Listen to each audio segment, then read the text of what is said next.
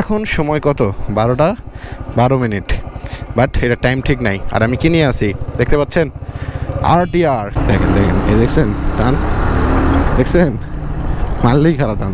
RTR 2V কিন্তু 4V আব্বা। আর এটা যেই দামে কিনছি, এটা যদি কেউ শোনে তো ভাই মাথায় হাত পড়বে তার।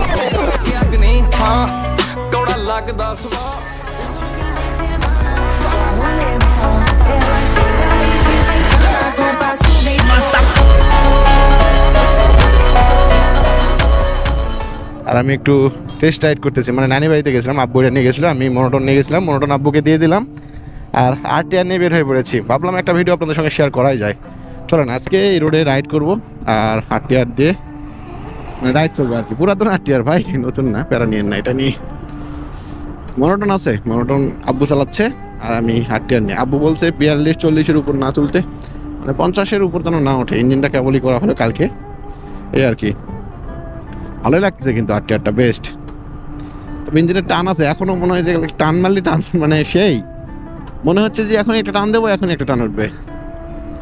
RTR এর নাকি প্রবলেম, হ্যাঁ ঠিক বলছেন আপনারা যে RTR এর প্রবলেম হয় অনেক। প্রবলেম বলতে হ্যান্ডেলিংটা ভালো না, তবে ইঞ্জিন পাওয়ার জোস। এইটা স্ট্যান্ড করার জন্য বাইকটা জোস, এইটা লাগাই নিলাম, মানে পরে আবু লাগাই নিছে আর কি এইটা। তারপর ওই যে হেডলাইট মিডলাইট যেগুলো ডিজাইন মানে ভাঙা টুঙা ছিল লাগাই নিছে, সব কিছু ইঞ্জিনের কাজটা করছে। কাঁপতেছে যদিও বা, ভাইব্রেশন হচ্ছে অনেক, 5 গিয়ারে দেওয়া আছে, তারপর সব ভাইব্রেশন হচ্ছে, প্রচুর ভাইব্রেশন, বলার মতো হয়ে নাই। তবে সব কিছু ঠিক আছে, মিটার ঠিক আছে, RPM ঠিক আছে, time fuel meter A to Z ঠিক আছে আর কি। যে আলো মারলে আলো হয়, টান দিলে কিন্তু সেই টান হবে, বাট এখন না। ইঞ্জিনটা একটু ফ্রি করে টান হবে। এটা নিয়ে টান বলতে ডিস্টেন্স বাইক বানাবো ভাবছি। আর আমি গেছিলাম নানিবাড়ি এলাকার মধ্যে, আজকে একটা মিলাদ ছিল, শুক্রবার দিন আজকে মিলাদ ছিল, মিলাদের দাওয়াত ছিল, খাওয়া দাওয়া করে ওইখান থেকে আসতেছি ভাই। রোলটা কিন্তু জোস কাজ করতেছে, মানে আমি বুঝতে পারতেছি এটা যে শক্তি আছে, এটা বুঝতে পারতেছি যে না, পাগলা ঘোড়ার হেভি শক্তি। আমার খুব ইচ্ছা ছিল বুঝছেন, ছোটবেলা অনেক ইচ্ছে ছিল যে একটা, মানে এটা যখন প্রথম বের হয় 4V যখন না বের হয়েছে সেই সময় RTR গাড়ি কিনবো, RTR গাড়ি। সেই সাদাটা দেখলে তো লুকস মানে দেখলেই পাগলা হয়ে যাইতাম, এরকম একটা অবস্থা। আর মেন কথা কি আপনার ওই যে গাড়িগুলো আছে না, মানে বলতে ওই যে সেই আমলে যখন RTR বের হয়, সেই আমলে আমরা মানে আমাদের এলাকায় লটারি আসছিল। লটারি চেনেন আপনারা? রাফেল ড্রগুলো হয় না, ওই রাফেল ড্রগুলো আসছিল। 20 টাকা টিকিট ছিল, না 20 টাকা না 15 টাকা ছিল আমাদের সময়। 15 টাকাতে টিকিট কাটছিলাম, কাটে মানে ভাবতাম যে হায় একটা RTR যদি মিলে যায়। ওটা সিগন্যাল মিলে সব কাজ করে। ওয়াও, ওমা বন্ধ রে, বন্ধ হয় না কে? বন্ধ হয়েছে। যাই হোক, সেই সময় ভাবতাম যে সিগন্যাল RTR যদি একটা কপালে মিলে যায় তাইলে একবারে কাম হয়ে যাবে। তখন থেকে খুবই ইচ্ছা ছিল বুঝছেন। পরে যখন অ্যাক্সিডেন্ট হইতে লাগলো, এটা কিন্তু টপ এক সময় বিক্রি হয়েছে এই বাইকটা, বাট এখন আর হয় না। তবে এই সময় অনেকে পছন্দ এই বাইকটা, এই সময় অনেকের পছন্দ। জানি না হ্যান্ডেলিং পজিশন এখনো ঠিক আছে, এটা প্রায় মনে করেন 57,000 কিলো চলা ভাই। তারপরে ইঞ্জিন করা হলো আজকে আবার, মানে গতকালকে করা হয়েছে, আজকে আমি রানিং করতেছি। তবে হ্যান্ডেল ম্যান্ডেল ছোট বুঝছেন, টানা করে ভালো। ওমা ছোটল তো আটকে থাকে, লক ছোটল। উইয়া সকাল ওই যে দেখছেন RTR চালাইতে, সকাপ মকাপ সবই ভালো আছে। মা থ্রোটল নেই কি রে? থ্রোটল নেই নাকি? বন্ধ হয়ে গেল? ফিউল আছে না নাই?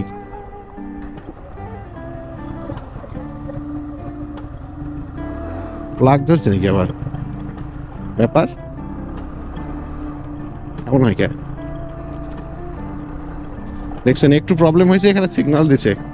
ওই যে রেঞ্জের মধ্যে একটা লগো আছে, এখানে সিগন্যাল দিচ্ছে যে প্রবলেম হয়েছে বাইকের। বাহ, অটোমেটিক সিস্টেম ভালো। আর এদিকে তো ভাঙ্গাচোরা রাস্তা ভাই, তবে এটা নিয়ে ঘুরতে যাওয়া যায় বুঝছেন। এরকম ভাঙ্গাচোরা রাস্তা হলেও প্রবলেম নাই, কিন্তু এটার ব্রেকটা খুব একটা ভালো না, দুর্বল ব্রেক। মানে ব্রেকটা হয়ে শেষ করে ফেলাইছে, পিছনে আবার ড্রাম ব্রেক।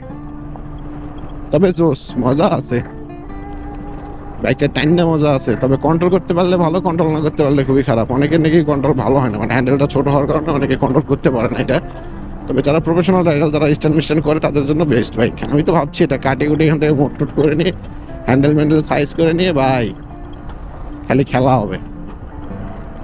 ভাঙাচোরা রাস্তা, তারপরও বেড়া নেই, চাকা পিছনের চাকাটা নতুন। আর এটা যেই দামে কিনছি, এইটা যদি কেউ শোনে তো ভাই মাথায় হাত পড়বে তার। সে বলবে যে ভাই আপনি তো ভাই মানে ওই যে বলে না, মনে করেন এই যে এরকম উদাহরণ দিই আপনাদের একটা। সাপোজ মনে করেন আপনি এমন একটা জায়গায় বিয়ে করছেন, বউ খুবই ভালো, খুবই সুন্দর দেখতে, তার ক্যারেক্টার খুবই ভালো, আল্লাহওয়ালা মানুষ, ফ্যামিলি ভালো, বউ আপনার খুবই কেয়ার করে, মানে আপনি সেই তুলনায় কিছুই না মনে করেন, আপনি কিছুই না, আপনি তুচ্ছ ছেলে, সেই তুলনায় আপনি বউ পাইছেন এইরকম। তো মানে বিষয়টা ঠিক ওই রকম উদাহরণ দিয়ে বললাম যে এতটাই মানে সাশ্রয় দামে এটা কিনা পড়ছে, আপনারা শুনলে অবাক হয়ে যাবেন ভাই। অন্যান্য বাইকে মনে হয় এত এই দামে পাওয়া যাবে না, ছোট বাইকগুলা, সেহেতু এটা আবার 150 সিসির। টান মারলে এখনো মনে করেন টপ স্পিড 145 ধাক্কা মেরে দিবে, সিরিয়াস। হ্যাঁ আরে ভাই কথা শুনে হয়তো মনে করবেন যে কি বললেন 145 ধাক্কা, কি মনে করছেন আরটিআর? আপনি আরটিআর 2V কিন্তু 4Vর আব্বা, এটা মানেন আপনারা? 4Vর সাথে খেলে এটা, এতটা ইঞ্জিনের পাওয়ার। টিভিএস এর বেশ কয়েকটা 150 সিসি যেগুলো আছে টিভিএস এর সব কয়টা খানদানি, ভালো লাগে আমার। ঠিক আছে, আপনারা সবাই রাস্তার মাঝখানে দাঁড়ান, আমি ওই পর্দে উঠাই দিই। শিবপুর বাজার চলে আসলাম, তবে বাইকটা মানে যাচ্ছে মনে হচ্ছে না যে এত জোরে যাচ্ছে। ভালো, খুবই ভালো, ভীষণ ভালো। তবে বসে অনেকটা মানে আনকমফোর্টেবল ফিল হচ্ছে। বসে আমার মেরুদণ্ড লাগে গেছে অনেকক্ষণ থেকে। হ্যান্ডেলটা চেঞ্জ করে নিতে বোঝা গেছে, মানে এটা হ্যান্ডেল চেঞ্জ না করলে মজা লাগবে না। আর হ্যান্ডেল চেঞ্জ করলে দেখতে ভালো লাগবে না। যাই স্ট্যান্ডের জন্য বানাবো, স্ট্যান্ড হ্যান্ডেল লাগাবো, তাহলে স্ট্যান্ড করার জন্য যেগুলো হ্যান্ডেল সেগুলো লাগাইলে মেবি ভালো হবে। আর আরটিআর এর ইঞ্জিন সম্পর্কে মানে বলার মতো কিছু নেই, জানেন আপনারা যে 4Vর দাদা এটা।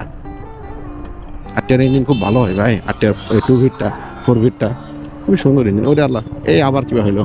থ্রোটল নেই, কি হচ্ছে? থ্রোটল দিচ্ছি বা থ্রোটল নিচ্ছে না, ক্লাস ধরতে পারতেছি না ভয়ে। ক্লাস দিলে যদি বন্ধ হয়ে যায়, মুরব্বী আবার সাফাই করে। আল্লাহ, বন্ধ হইস না রে। বন্ধ হয়েছিল এখানে, খ্যাস করে আবার চালু হলো। দেখেন এই দেখছেন টান, দেখছেন? মারলেই খারাপ টান, বাট এরকম করতেছে কেন? ভর করতেছে। প্লাগ শট নাকি আবার? ওরে আল্লাহ, সামনের দিকে দেখেন একটা বার, জয় বাংলা করে দিল রে।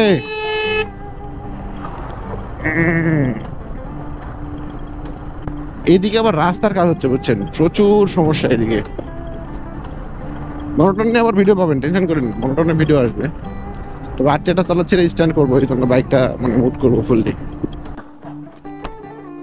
কি বলি, রাস্তার মাঝখানে বাইকটা বন্ধ হয়ে গেল। ফিউলের লগও তো নাই এদিকে, ট্যাঙ্কি থেকে ফিউল টিউল আছে না? না, আরে বাবা, তার মধ্যে আবার ধুলা দিয়ে চলে গেল। কি এক জ্বালা রে ভাই, আরটিআর বন্ধ হয়ে গেল তো। এটা মিটারের কাছে লিখছে কি টিভিএস রেসিং, ওরে বাপরে। ফিউল কি আছে? খোলে এটা, ফিউল তো আছে ভাই, ফিউল আছে, বাট এটা কি হয়েছে? হুট করে প্রবলেমটা হইলো, জানি না কি হলো। দেখি স্টার্ট করি আবার, সেলফ হয় না।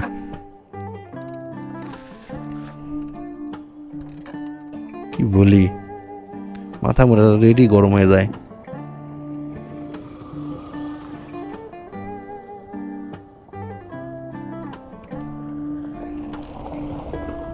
প্লাগও তো মারতেছে, তাহলে প্রবলেম কিসের হচ্ছে?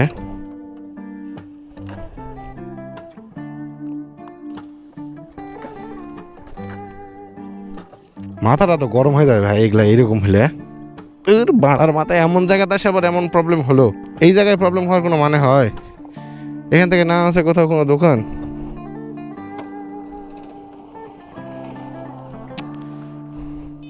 রাস্তার মাঝখানে আরটিআর বন্ধ। ও, কি করবো আমি এখন এটারে?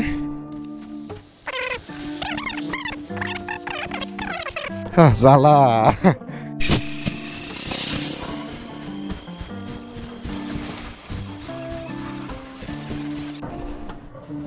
ফুয়েল দেন তো ভাই।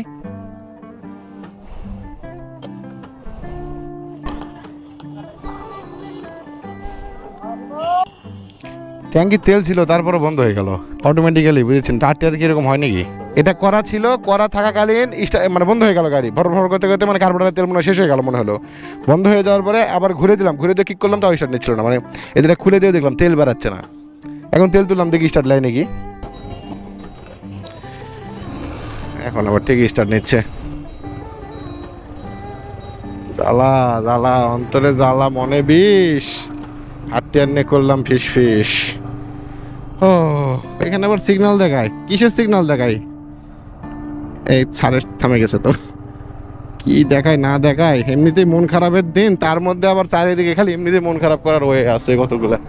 তবে এখন ভালো লাগতেছে, আর ভোর ভরাচ্ছে না, মানে ফিউলই ছিল না মেবি। ভাইজারটা খুলে দিয়ে রাখি আমি, গরমের শেষ ভাইয়া। ওরে মনুদাসী একা ফেলে পালালি কোথায়। আমি ফিউল তুলে আবার রাজা হয়ে গেছি। এটাই বাস্তব। কিন্তু কথা ওটা নয়, কথা হচ্ছে ফিউল থাকার পরও কেন স্টার্ট নিল না আসলে বিকজটা কি। আমি তো ঘুরে দিয়ে দেখলাম যে অবস্থায় ছিল। এখন আপনাকে বলি ট্যাঙ্কিতে ফিউল আছে, বাট কার্বোরেটর লাইন মানে তেলের লাইন খুলে দিয়ে দিয়েছি, তেল বের হয় না। পরে যখন ঘুরে দিলাম, ঘুরে দিয়ে দেখেও তেল বের হয় না, কিক করলাম তাও স্টার্ট নেয় না। এখানে এসে ফিউল উঠাইলাম, তাহলে আবার হইলো, মানে তেল ছিল, দেখতে পাচ্ছি তেল ছিল, ট্যাঙ্কিতে দেখলাম তেল ছিল, বাট স্টার্ট এলো না। তার মানে এত দ্বারা বোঝানো হলো এই বাইকে তেলের সর্বোচ্চ সীমা পর্যন্ত নামে নাই। আচ্ছা না নামুক, সেটা ওর ব্যক্তিগত সমস্যা। আমি যেদিন থেকে হাতে খুলবা লাগবো সেদিন থেকে সব সাইজ পালাবো। আমার গাড়ি এটা যখনই বন্ধ হয়, ব্যাটারি নাই তো, যখনই বন্ধ হয় তখনই 12টা বেজে যায়। মানে এই গাড়ির টাইম হচ্ছে 12টা। হ্যাঁ, যখনই বন্ধ হয় তখনই 12টা বেজে যায়। আচ্ছা সর্বশেষ আমি 8টা নিয়ে বাসার দিকে চলে আসছি। আর প্যারা হয় নাই তেমন, ফিউল উঠাইলাম, তারপর আর প্যারা হইলো না। তো চলেন গ্রামের মধ্যে একটু রাইড দেই। আর বিকেল টাইমে ওইদিকে যা ধুলা ছিল সর্বোচ্চ সীমার বাইরে ভাই, বলার কিছু নাই। তো চলেন এখন বাসার দিকে যাই। আর আজকের ভিডিওটাই পর্যন্ত, সবাই ভালো থাকবেন, সুস্থ থাকবেন, দেখা হচ্ছে আগামীকাল ইনশাআল্লাহ।